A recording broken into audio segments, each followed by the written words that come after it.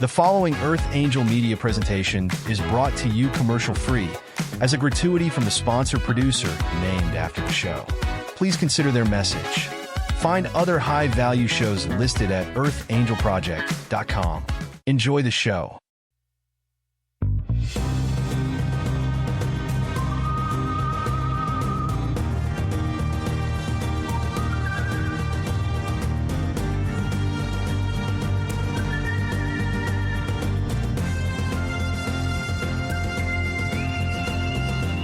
Welcome to Soul Decodes.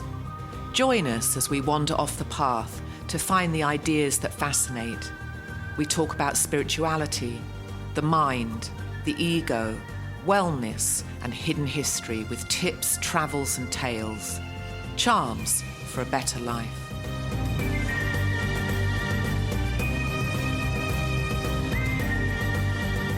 Welcome to Phillips Island. This is Dr. Tia Jolie Philips. I'm with the lovely Sarah Thierry.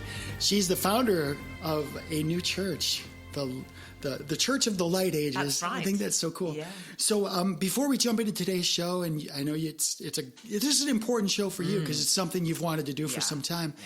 But last week we spoke a little bit about Ibogaine.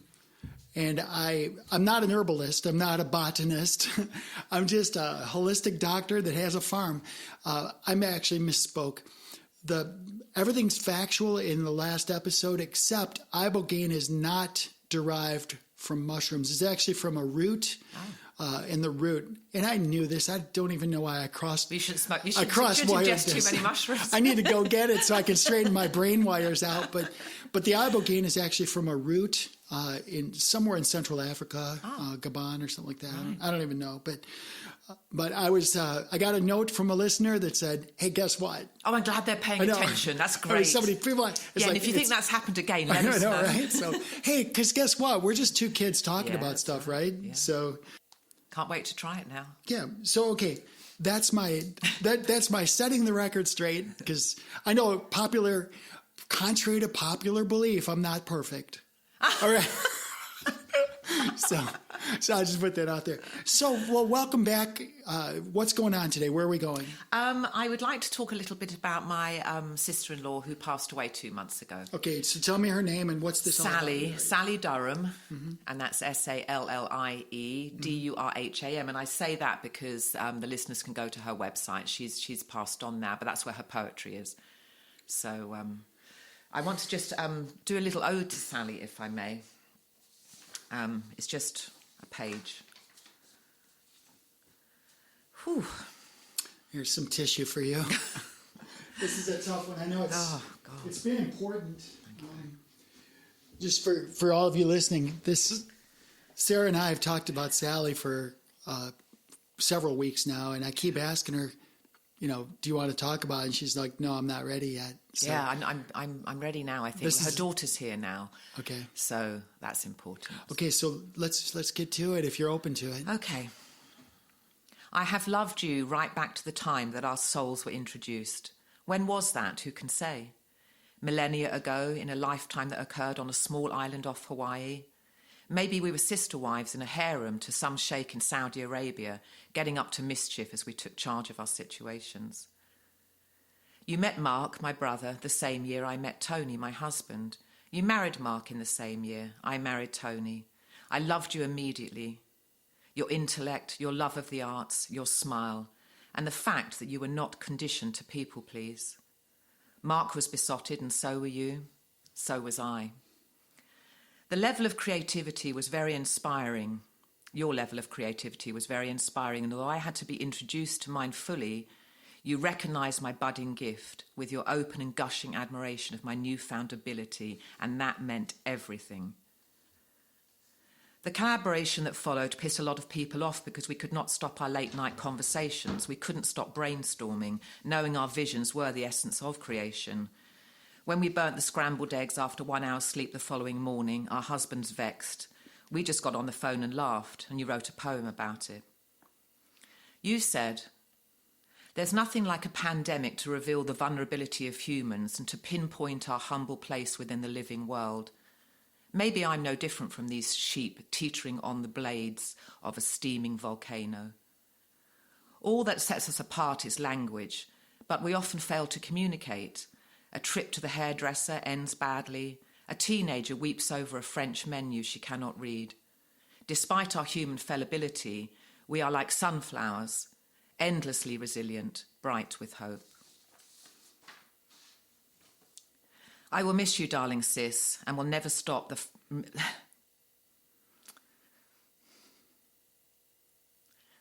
I will miss you, darling sis, and I will never stop the funny memories from filling my mind as they bring you back to earthly life again. The time we got stoned, when you ordered oysters and you were horrified as they sat wobbling in their shell, and I went off to the bathroom to puke. The time we drank a glass of Chardonnay on the slopes and went further up the mountain, not realising the effect of the altitude and what that would do to us. How I knew I could reach you and get you back down to the bottom of the mountain, and how you knew I would be able to. That night you told me about your fear of heights for the first time. You were by far the best mum I have ever seen. Your love and devotion to Genya was breathtaking. Your patience and kindness moved us all. I will always be there for your little girl, however that looks, whenever, forever. She is with me now, taking selfies and eating Fruit Loops. I am going to get my sunflower tattoo on my toe this week, and she will get one too. We won't tell Mark. I am certain you haven't actually gone anywhere, Sal. You are probably hanging out with Lord Byron somewhere in the higher realms, reading poetry. I bet he has an erection. I love you, my dear friend, my dear sister, until we meet again. Oh, I'm totally moved. That was beautiful. So, I'm not going to pause the mic. We're going to get through this. That was beautiful. I spent most of my life, I'll just be raw with you, suicidal, wondering what the hell's this place all about?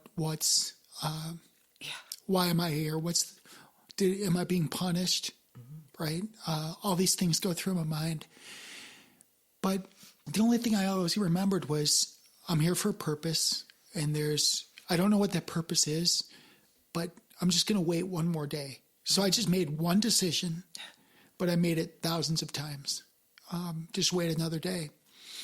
And what I learned when I was in my early 40s, one of my best friends from high school, we had lost touch, but his name was PJ. And my ode to PJ was actually coming from out of town to go to his funeral and speak at his funeral about what I knew about PJ that other people didn't know, because I knew him from when he was very, very young.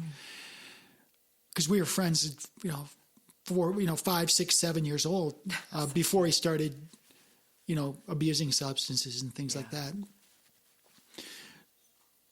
So when PJ passed away, I had a really difficult time with it. I just kept thinking to myself, what could I have done? Because it's one thing for me to think about removing myself from the equation. But when your best friend from high school, or from junior high really, removes himself from the equation, which is what he did, you really become introspective. And it took me a long time to deal with that, just to try to figure out, what could I have done differently? We were in different states. We had lost touch for years, but still there's this part of you that feels the loss. And I struggled for a long time on how I could keep the essence of PJ alive, because he was one of my friends that brought joy and laughter and happiness, even though his parents were very, very harsh towards him. Right. They were very harsh, very hard people. Not much love and kindness and compassion, especially from his father. So what I decided with PJ, and this is a life-changing event for me, was instead of having a hate relationship with mortality, I decided to embrace it as part of a continuum, as part of life. Wow. which is dovetails. It's a highly religious moment, isn't it? I wouldn't say religious. There's definitely spiritual. Well, spiritual, yes. But to me, they merge a bit more. But that would be, because you decide to embrace mortality as being part of the equation. Right. And so there was a very big thing to me. And we can talk about the idea of being a child and raising the guiltiness of, the weight of the Savior being upon you and stuff. That played in, but within that context, I had to come into my own mind to put in position, who was PJ? I wonder if him dying was a sacrifice for you to do that. I don't know. I don't know. That I can't make that statement because that's pretty... No, I'm just wondering, though, because I felt like my mother did that. Anyway, carry on with this. Because that's... So in my world, it's like, how do I deal with this? Yeah. Like, this is a loss of a very, very cool person. He was an inventor. He was creator. He was so full of life, and to be taken out, taking himself out of this was very difficult for me. So what I came to after many weeks was, when we leave this realm, there's an epitaph that's put on our tombstone or on our little crematorium. It's like, they were quiet people. It's like for me, she was a shy person, right? Some garbage, right? Whatever they put on there, but heavily pregnant with an insult. So in my world, I like to use what I refer to as spiritual alchemy. It's if you break down the essence of their soul during the time they overlapped in your realm. If you boiled it down to the bare essence of what they stood for, what did they represent to you in your life? Mm-hmm. Kind of like what your ode did. Mm-hmm. What did she represent to you? And that's a standalone thing. And people leave the funeral home and, she was a quiet person, or she was, that poor family. And then they forget about you, right? They forget about you, and they go back to watching the baseball game, the football game, go to church for bingo. They kind of have to forget about you to some degree. But to me, I don't. Anyone that comes into my world, and this harkens back to this Chinese philosophy, everybody you meet is a reflection of yourself. Yes. Right? So to some degree. To some degree, but for better or for worse, too. Sure. So my idea is that, PJ came into my life. We were great friends for a long time. Then he started using drugs in high school, and we kind of fell apart because I was going to the Air Force Academy. I couldn't do that. I couldn't even be around the drugs. No. Because I can't be implicated with that. Yeah, of course, yeah. But what did he represent to me? And I've subsequently used this with my uncle, my godfather, even my own parents. I use the same template. And I hope that this template brings joy and peace and happiness to people. While you're in the process of boiling down the essence, what did Sallie represent to you? Don't just think about it in terms of putting it on a piece of paper and then it ends up in a filing cabinet, or in your case, in a book. Why don't we just consider taking the very best of the best of the best that she represented to you and incorporating that into yourself? So that way you become a living tribute to Sallie, just that one aspect. And I can give you this example. I did this with my uncle. My uncle, he's the reason we have cell phones, because he sued the federal government in Detroit. Is he still alive? No, he passed away. We need to give him a shout out. I did. My Uncle Toss. Uncle Toss. Thank Steve, you, baby. His name was Steve Kirkus, one of my favorite people. But he sued the federal government way back when, and he won because they wanted to make the frequencies. He bought up all the frequencies in Southeast Michigan for like $50. Runs in your blood. For $50, right? And then because he saw the cell phones becoming a thing, so he bought the frequencies. The Johnson and Nixon administration said, no, those are federal. And he says, no, they're not. They belong to we the people. So so he sued and he won. So here he is in the early 70s with, $13 million. Nice. And that's a lot of money. So he was a mentor to me. Yeah. He was a we the people person. Was he an uncle on your mum or dad's side? He was on my dad's side. He was my dad's brother-in-law.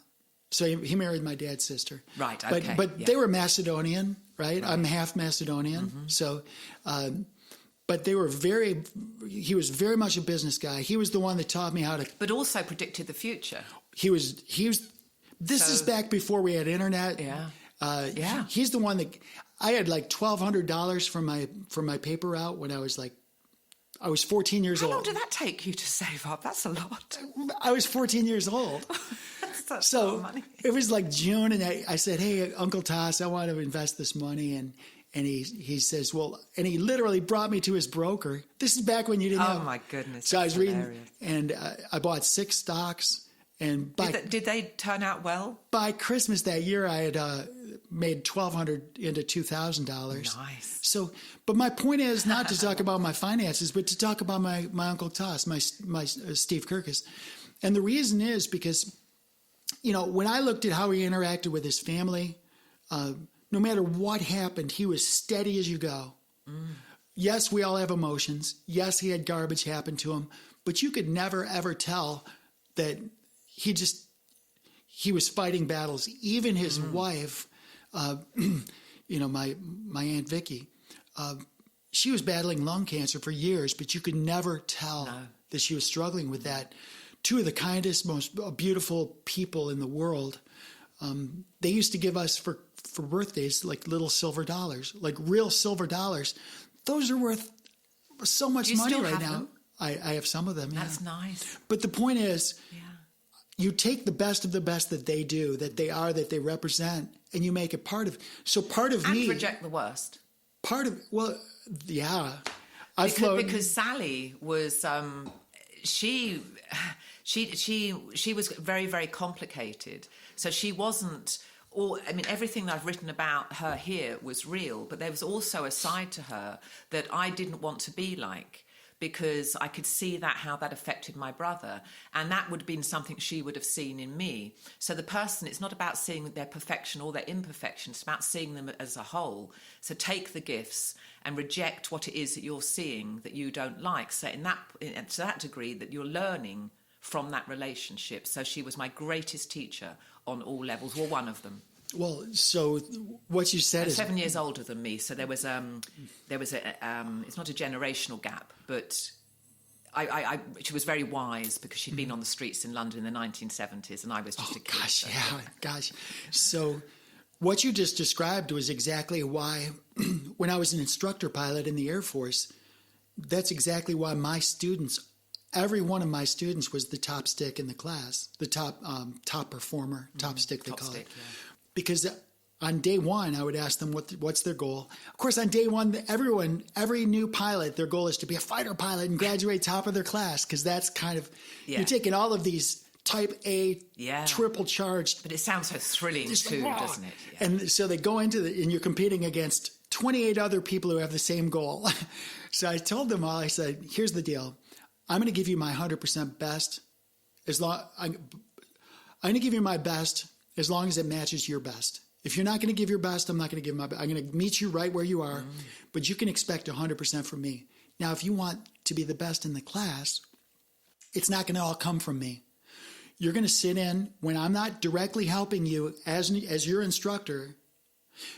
You're going to stay in the flight room. You're not going to go to the barbecue. You're not going to go to the golf course. You're going to stay in the squadron, and you're going to sit next to the next student that comes in that's debriefing. So they just flew. Right.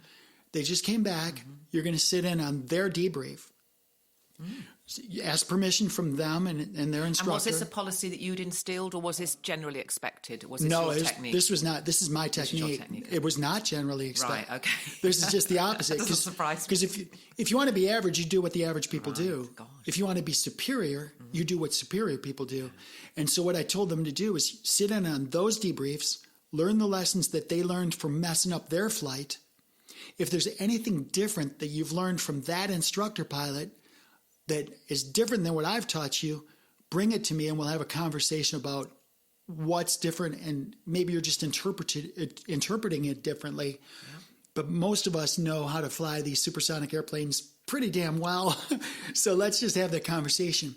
And these kids, every one of mine did that, and every one of mine was the top stick. So what you just described with Sallie. Then did your technique get modelled by other instructors? Oh, I don't know. I can't control that. No, but I'm not asking that. But did they see how you were benefiting and they were benefiting? Did they learn? I don't think so. Most people really didn't like me. Oh, okay. So then because I'm a very back then I was extremely aggressive. I know it's hard to imagine, but also probably a little. I was very kind, but if you have this level of intensity, okay, yeah. You've watched Top Gun, and you've seen how those pilots interact with each other. Even if they're shooting pool, they're like, it's just really there's this edginess, this cockiness that's. It's they're entitled. It's to almost be. disgusting. It's almost disgusting. It's almost disgusting. All oozing disgusting. And I'm not proud to say that, but that's a legitimate thing. But if you're going to fly high performance planes, you don't want to be wishy washy. You don't want to be like, oh, what if? No, you're decisive. So a lot of people misinterpret that. And then saw you as some type of enemy because they actually were probably jealous. Well, because we're competitors. Yeah, okay. So that's quite normal then. Yeah. It's very normal. You didn't get anyone saying to you that was really good, I like your style? Oh yeah. You did. Okay. Oh yeah. Mostly the very, very senior instructors. Okay, they didn't have too much pride then. So the ones that were not competing against me, the ones that were very senior, they were like, hey, that was amazing. Yeah, the good. Yeah. Because they don't care. No. They want all of the students to succeed. Right. So anyway, I bring that up within the context of discussing Sallie and your relationship, because I think it's very wise to look at other people and take the best of the best and leave the worst. Like when I was a first officer. But leaving the worst doesn't mean you're judging. It just means it's you're not not going to emulate. Look, you still love the worst. I mean, right. Sallie, at her being the most rascal, I still loved her. You know, she could be very, very difficult, but she was so headstrong. I mean, she was a little petite little thing. And so the worst was aggravating to some people, but it never was to me. Well, PJ he was the one that taught me how to jump off roofs into swimming pools, how to toilet paper homes. Oh, that's fun. How to hit cars with eggs. I mean, I'm not lying. He would, if he didn't like somebody, he'd pee in their gas tank. Oh my God. Gas tank. I mean, yeah, well, at least he didn't put sugar in it. It taught me how to do lawn jobs. I did a hard-boiled egg at someone's hose. We used to go into his dad's basement. He taught me how to drink the wine without his dad. Oh, good. Because you can space all the wine out, so he'd never notice it's missing. Savvy. Right? Very, very savvy.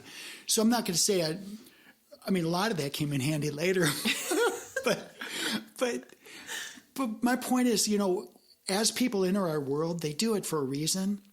So if we can take the best of their best, and not to judge them for the worst, but just say, yeah, that's not going to serve me. Yeah. That's not going to serve the bigger picture. That is a lesson, not what to do. But that's one of the reasons I'm a really good pilot is because, first of all, I've learned to humble myself. Because even the best pilots, if you're too cocky, you're going to die. Yeah, you're going to kill people. So you have to just say, okay, I'm good, but I can still be better.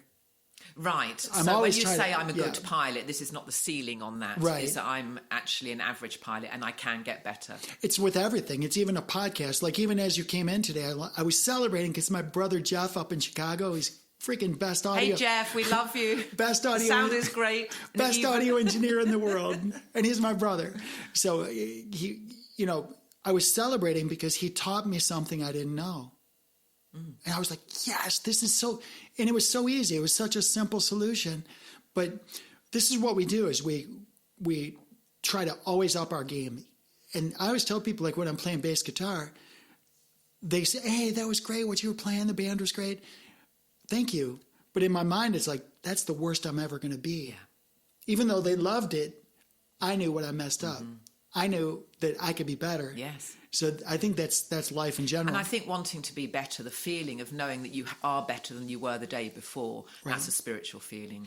You know? And then you're going to attract in the vibration, which is going to make that actually exponential. You'll keep going up at that point. Oh, I totally agree. And people come into our worlds at the right place at the right time to help make that exponential.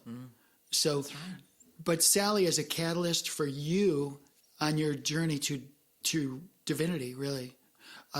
these people. I'm not on a journey to divinity. I am divine. You're there. You are. You are. Well, so are you. So is everyone. The manifestation. We're all divine. The manifestation of heaven on earth. Yeah, that's what we're doing. That's what we're doing. So I bring up PJ. I bring up my uncle. Can I ask you a couple of questions about PJ? Sure. Yeah, go ahead. So did he intentionally kill himself, or was that just by accident one night? It was intentional. Oh, really? It was in. Yeah. Yep. Okay. I'm not going to bring power to it, but it was intentional. Okay. So, but the idea is that every person that leaves my world, I really get calm and peaceful. Of course, it's emotional. We don't want to deny that the emotion attached to it. It's a thing. You get choked up because you're going to miss that person. One of the things that you said was, and that's very interesting, because I said this with about, so have I done enough? Have I done everything I can? Now, she had cancer, and on the next episode, we're going to talk about that. You know, that's more of a serious subject. But did I do everything I could to help her? And could I have done things differently where that wouldn't have happened? And that is a question I've had with anyone that's died. And I won't go into this now, but there's things I did with my father where I might have accelerated his decline. And I can talk about that, and it's fair enough. That's a very interesting thing, because I was just about to talk about my mom and my dad. Okay, cool. I think all of us, we know we could have been better kids. I was just telling you, I was actually a really good kid. It's when I grew older that I rebelled. Well, it's funny. I'm terrified of not being good. I was there for a while, but there's this wild streak to me. Part of my wild streak was the FU, because there's this religious. That was innate. There's a whole religious clamp being clamped down on. But I'm a freedom fighter from the get-go. So there was that, but also I wanted to off myself, but I knew I couldn't. Because I'd end up terrifying. I'd end up in hell the rest of eternity, and I didn't want that. Was that the deterrent for you, thinking what might happen? If you'd have thought my consciousness is going to be extinct, would you have done it? Probably. Wow, that's so interesting. I mean, so I was around. No. Say that again. So if your consciousness ceased to be, and that you didn't have any emotion, and so you wouldn't even know you're dead because you're dead, would you have committed suicide? Oh no, I don't think so. I'm all about living. So I just didn't like where I was. I don't like this earth spot. So you weren't an atheist in that. You didn't. You knew you were going to go on somewhere. Well, I knew. Yeah, I just wanted to expedite it. Just get out of this place. Get me to paradise. Get me the hell out of this place. Because part of that was external, but a lot of it was internal to myself. So, and I had to figure out things within myself, and I did. Mm-hmm. I figured it out. I hung around long enough to figure it out. But with my mom and dad. My mom predeceased. My mom was younger than my dad and predeceased him, which is excruciating for me. I was on a flight in Boston. How old were you? Oh gosh, it's probably been 10 years ago. Probably. Oh wow, so recently. 50s. She was. Yeah, I don't even remember. Mm-hmm. To me, recently though. The dates. Yeah, the dates are not that important. Yeah. It was probably a dozen years ago or so. But I was in Boston, and my sister called from Detroit and said, "Hey, Mom has to go in for this." She's really weak right now, and she has to talk to this doctor. She had lung cancer that was kind of in a homeostasis. Wasn't getting better, wasn't getting worse. So I ended up flying in I jumped, as an airline captain, you can just jump on the next empty seat. Even if it's in the flight deck of a Delta, you can jump on it. So I just jumped down there, told Robin I'm not going to be home. I got to go to Detroit. And went there, and she was extremely weak, so much so they couldn't even check her blood or anything. So she was pretty much on her way out. I spent the last 3 days with her. She went in there for some routine tests and ended up passing away. Well, I was never so close to my mom in my life, because I wanted to be there because she was unconscious most of the time in ICU. But every time she woke up, I wanted to be there for her. That meant that I needed to be there 24/7. And I was exhausted because it was almost 3 days of just 24/7. Go grab a quick snack, come back. And then when I couldn't do it anymore, I called my sister and said, I just can't, I got to close my eyes for a few minutes. She came, I left, and no sooner I got to my sister's house for a quick nap, my mom passed. But it's not about how people pass. This is a major lesson. It's not how they die, it's how they lived that matters. So I got to that place because I had rehearsed with the other people that passed, and I said, okay, what did my mom represent to me? She represented two things. Number one, a great teacher. You said off mic yesterday, so we can take this out. Yeah, if you don't sure. want to say it. But you said that anything you did wasn't quite good enough. Yeah, just like you said, Sallie had kind of her stuff that she was that you don't. But I had said to you that was her greatest gift because Right. it allowed you to be you, and maybe she recognised that. Could have been unconsciously, because it allowed you just to keep being the best and keep being better. So that was kind of a gift, being that critical. My mum was a little like that, actually. Well, I think every parent wants their kids and their grandkids and their great-grandkids to have it better than they do and to be better than they are, right? Which is a very ego thing. But with your mum, it came out in the form of you because you felt that you didn't see this as, I'm going to succeed. It actually felt hurtful to you. Well, I think that the answer is yes. You know, you can't give something you don't have, right? So we didn't know this until after my mom was passed, but, you know, when she was a teenager, she was raped, and she had to give up the child to the church. But the guy who did it was in the church. Give me a fucking... I know, right? So this whole thing was messed up. So the church was the problem. The church was... So my mom got separated from her daughter, my older sister, as a teenage girl. And the church is saying how holy and beautiful that they are, and they effed up my mom's life. So my mom carried this burden into her marriage through all of my life with my dad. Did your dad know? Nope. She didn't re-enter. My older sister did not re-enter our lives until after my dad passed, because she didn't want that disruption to the family, which is very noble. Very noble. Very honorable. Absolutely. I can't even imagine. But so I think it was January 2020 or so, my first cousin, who's actually my Uncle Steve's son. Okay. He's out in, his name's Mark. Hey, Mark, out in San Diego. My brother's name. Love the name, Mark. So Mark called my family. It's like, hey, there's this girl that says she's your sister. Like, so my siblings and I are all Bring her in. It's like, what? Because we thought there were 5 of us, but there was a 6th. So we thought, okay, well, you know, let's talk. So everyone's like, we had to Zoom. We couldn't go meet her because everyone's in the middle of the scamdemic. So we're locked down, but we met her, we welcomed her, and it's as if she was, whether she's a half sister or sister, it doesn't matter. She was thrilled that the 5 of us Phillips siblings just welcomed her like she was always there. It was a beautiful thing.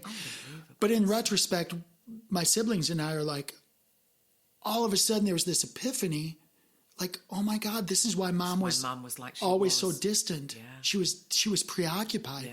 Can you imagine coping with the trauma permanently? Your oldest sibling was ripped away from you. Oh, I can't. I mean, and then, but even her kid, the church steals the child, and you're probably being raped and by some bishop. Maybe I may be mischaracterizing this, and I don't know. But when I found this out, first of all, I wanted to find out the name of the guy. God. Where he lives, and I was going to get my Benelli M4 because this is not going to be a. My God. But then I was like, no. This is not my stuff. Yeah, you got control of yourself. I just really that stuff fires me up when we don't have to say anything else there. No, we don't. But he pretty much trashed out my mom's life. But the repercussion of that is that we, as children, always felt this distance. So when I say you can't give something you don't have, my mom came into motherhood with a deficiency, and I wouldn't say it's a deficiency because it was supposed anyway. We won't. Well, it was palpable. Too far off you can't love somebody else more than you love yourself, and she actually was really struggling with herself. Yeah.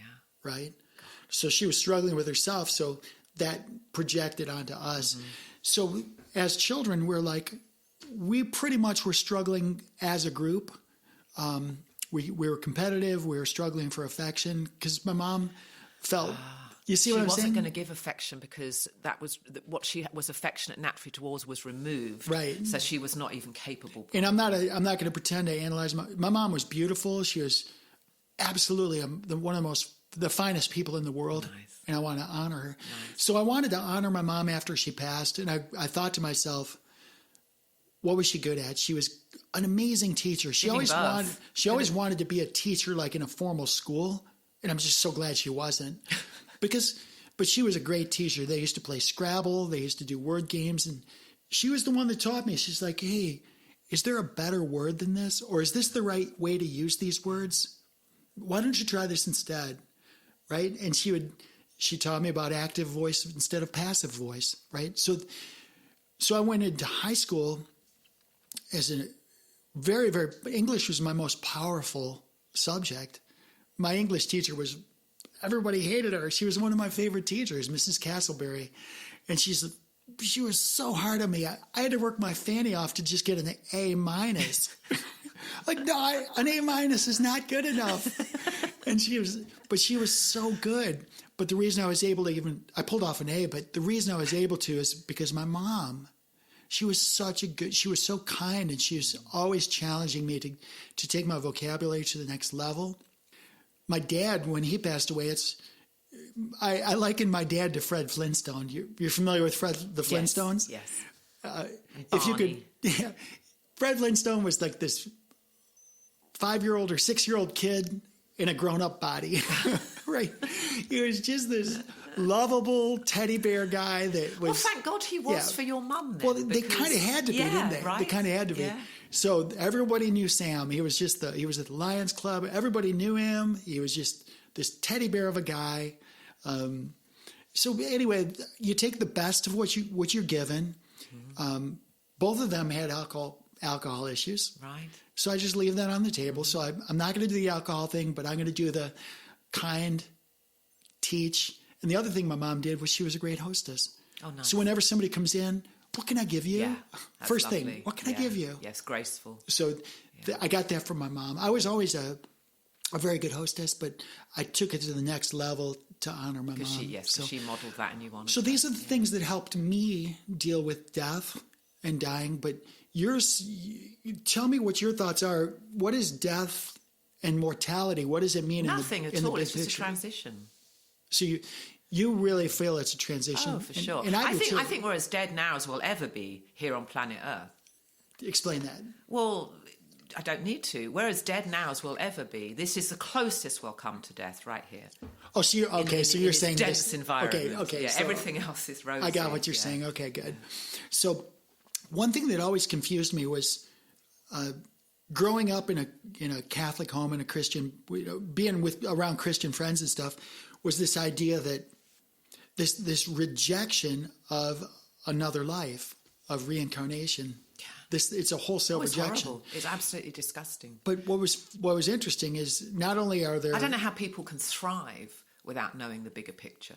You're just going to go around the same old mountain. And that's what certain religions have done. They keep you very small. Yeah, and that belief is very liberating. It is the fundamental. If you can wrap your head around the implications of having lived before, you're going to be... This is going to sound trite, but the next level, you're going to be catapulted. Yeah, and so that's kind of where I'm at. Like, even my whole life, it's almost doesn't even matter where I'm going from here. No. It's nothing to worry about. Another fucking planet. But it doesn't even matter. No. Because you're immortal. All of living happens right this minute. Yes, that's right. Years ago, Robin was going through some stuff, so I wrote her a poem called The Special Present.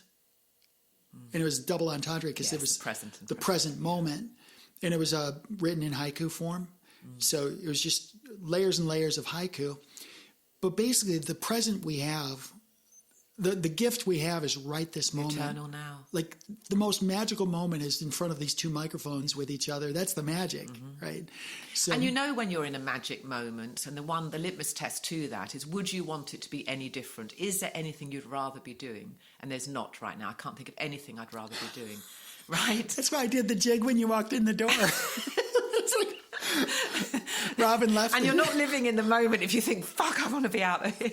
Well, Robin left us. She always leaves and she's like, have a good time with your play date. There's a child in us. So is there anything else you want to talk about with this episode? No, I'm going to close it. Just love you, Sal. I'm sure that you're somehow watching and listening to this, and I'll take care of Zhenya. You know I will. I love you. Yeah, I want to help take care of her too. If whatever we can do to help her to her next level and just have an experience, that'd be great. And thanks for honoring Sal. It was so beautiful. I was emotional. I almost couldn't even talk, but I think it was really beautiful of you to do that. For those of you who are, suffering with death or dying, or you have these things, I hope you found some peace from our discussion today. I know I did. I mean, just being part of the discussion was very helpful. But feel free to share this with people. There's a lot of people experiencing sudden deaths and all sorts of things going on now. Please share this and let them know that everything's transient, that things will go on, everything's cyclical, and to use this as a resource for their future self. How's that? All right, see you later. Take care.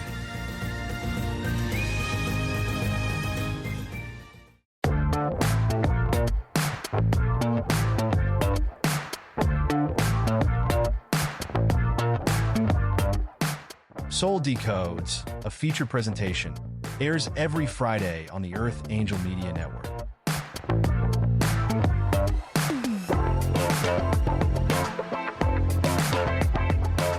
This episode of Soul Decodes is sponsored and produced by Live Pure. Optimize your life by taking your health to the next level. Listen now to learn how Live Pure will make your world better.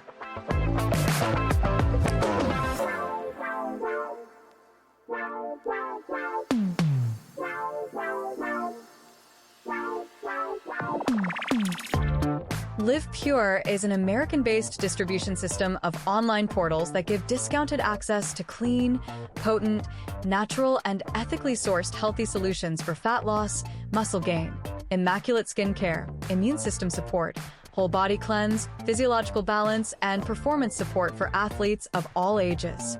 Live Pure handpicks the best products and nutrients from world-class companies, always adding to their quickly growing wellness lineup that now includes Korean skincare, medical-grade nutraceuticals listed as pharmaceutical alternatives in the physician's desk reference, and healthy coffee that rivals the world's best, but for only about $1 per cup.